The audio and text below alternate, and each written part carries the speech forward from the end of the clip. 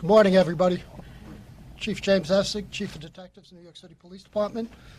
With me here today is from Patrol Services Bureau, Chief Carlos Valdez from Queens North, the Commanding Officer to 112, Inspector Joe Kappelman, the Assistant Chief Joe Kenny, the Citywide Investigation Chief, Julie Morell, the Queens Investigation Chief, who led this investigation, Lieutenant Timmy Thompson from Queens North Homicide, the two case detectives, Detective Carmine Caruso from Queens North Homicide, and Detective John Benzold from the 112 Precinct Detective Squad. So, good morning, everybody. Last night, while detectives were canvassing for video, they observed a male who was wanted for questioning in a horrendous homicide. He voluntarily came back to the 112 precinct and made incriminating statements.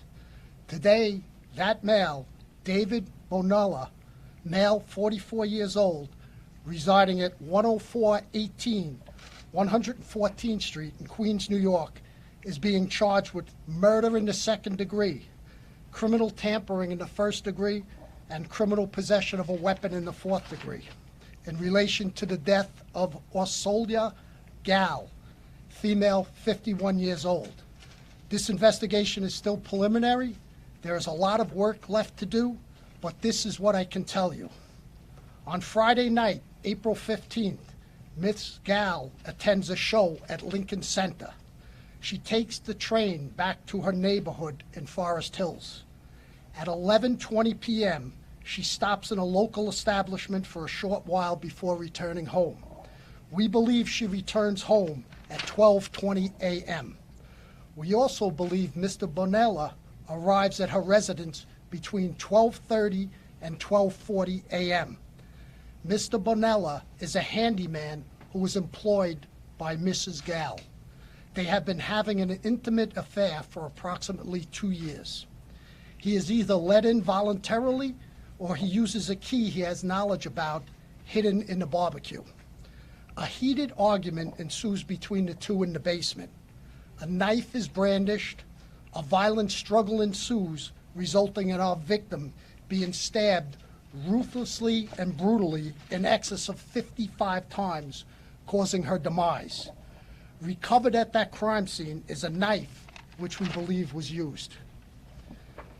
Mr. Bonella then retrieved a hockey bag belonging to Miss Gaal's son, placed her in the bag, and as video showed, was seen rolling the body down the sidewalks, leaving a bloody trail through the streets of Forest Hills. At 7:50 a.m. Saturday, April 16th, that duffel bag was recovered at Metropolitan Avenue and the Jackie Robinson Parkway by a member of the public. We believe that after disposing of the body, Mr. Bonella fled through Forest Park, where investigators discovered the jacket believed to be worn by him during this vicious crime. Detectives also developed leads which led them to a location where boots, a T-shirt, and bloody bandages were discovered. Investigation also revealed that on Saturday, Mr. Bonella received treatment for wounds to both hands at an area hospital. As I said before, this case is still ongoing. We are still awaiting forensics evidence and are canvassing for more victim video as we speak.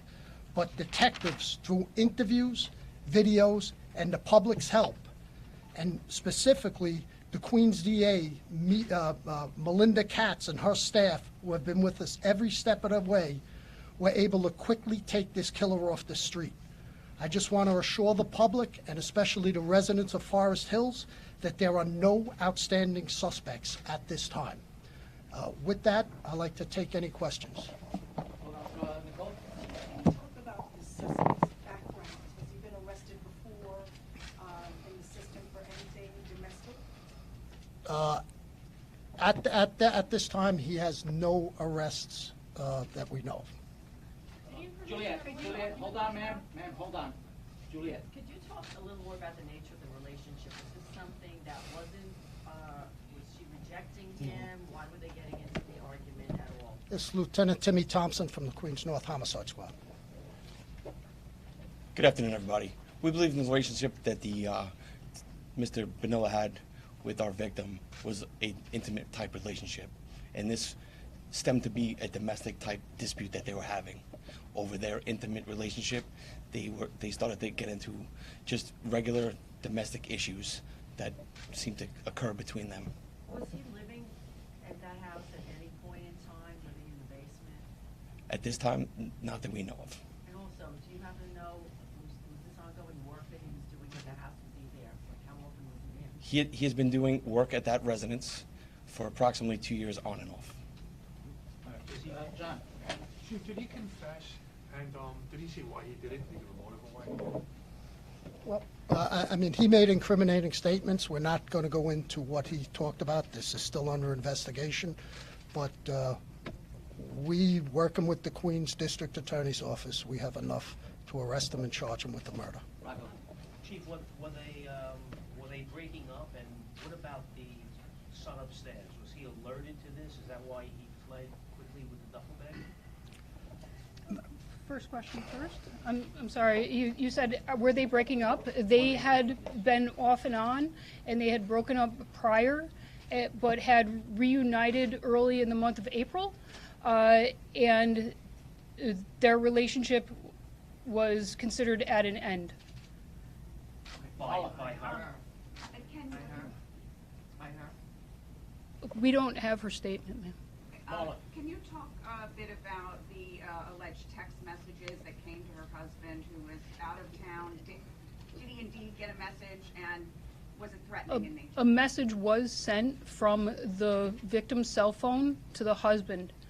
That message was, as previously reported, that there had been a crime in the past that was now that same person from the crime in the past was back again. We believe that to be completely false, as far as there was nothing to do with any crime in the past in this case. We have it from in the confession that he sent that message, and he has no burglary in the past. I'm sorry, that the family, the rest of your family is in danger. That was the nature of the message. Do you understand? That the rest of the family was in danger? That is the nature of the message. All right, back here. We don't believe there was any danger to the family.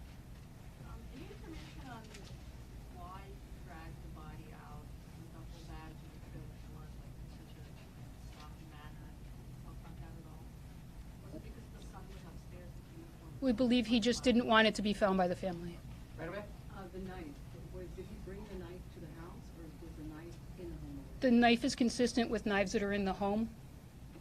Tony?